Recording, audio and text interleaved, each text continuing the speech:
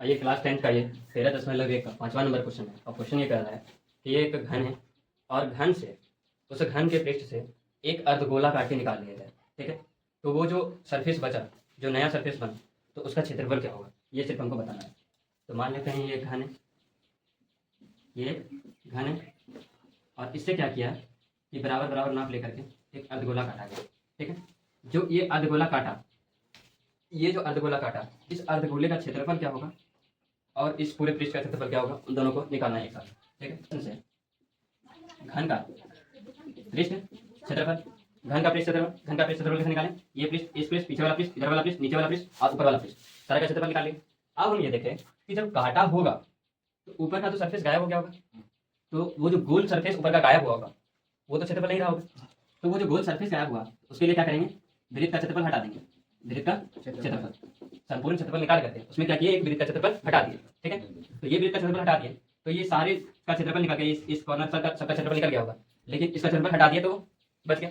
अब क्या हुआ कि नीचे इसके जो अंदर हम जब हाथ दिए होंगे, इसके अंदर जब स्पर्श किए होंगे तो देखे होंगे कि वहां भी कुछ एरिया है, तो वहां जो एरिया है वहां का भी क्षेत्रफल लेना पड़ेगा। तो वो जो एरिया था वो कैसा था, अर्धगोलाकार, अर्धगोलाकार जो एरिया था, तो अर्धगोलाकार एरिया को इसमें क्या करेंगे, जोड़ देंगे। क्यों जोड़ेंगे, क्योंकि ये भी क्षेत्रफल क्या हुआ इसके साथ, बड़ा है, घटा नहीं, बड़ा है। तो ठीक है, क्या करेंगे, इसका भाई इसका क्षेत्रफल, अर्धगोले का क्षेत्रफल ऐड करेंगे, तो अर्धगोले का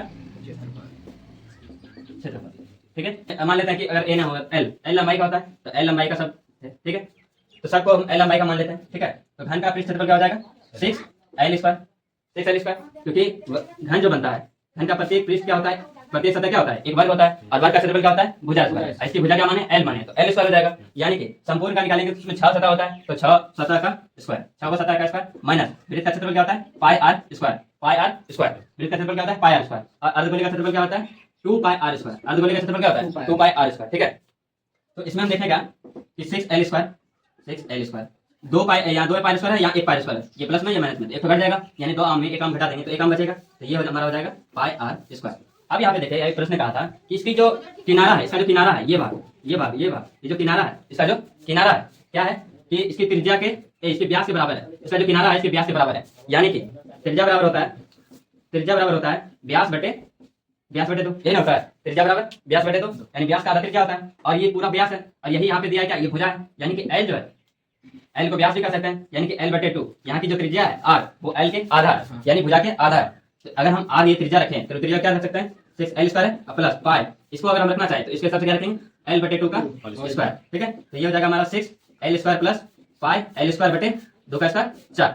ठीक है, अब करेंगे तो क्या हो सकता है, ये दोनों का एलसीएम ले लेंगे, 4 आएगा, और इधर इसको करेंगे तो 24l स्क्वायर प्लस, यहाँ कट जाएगा एक बार में, पाई एल स्क्वायर बचेगा, पाई एल स्क्वायर, इसे 1/4 कॉमन ले लेंगे तो 1/4 आ जाएगा, दोनों में एल स्क्वायर मिल रहा है तो एल स्क्वायर भी कॉमन आ जाएगा, और यहाँ से पाई कॉमन आ जाएगा प्लस 24 बचेगा, या इसको ऐसे भी लिख सकते हैं 24 प्लस पाई भी लिख सकते हैं। ठीक है, उससे कोई दिक्कत नहीं, 2 + 3 लिखे या 3 + 2 लिखे, बात बराबर।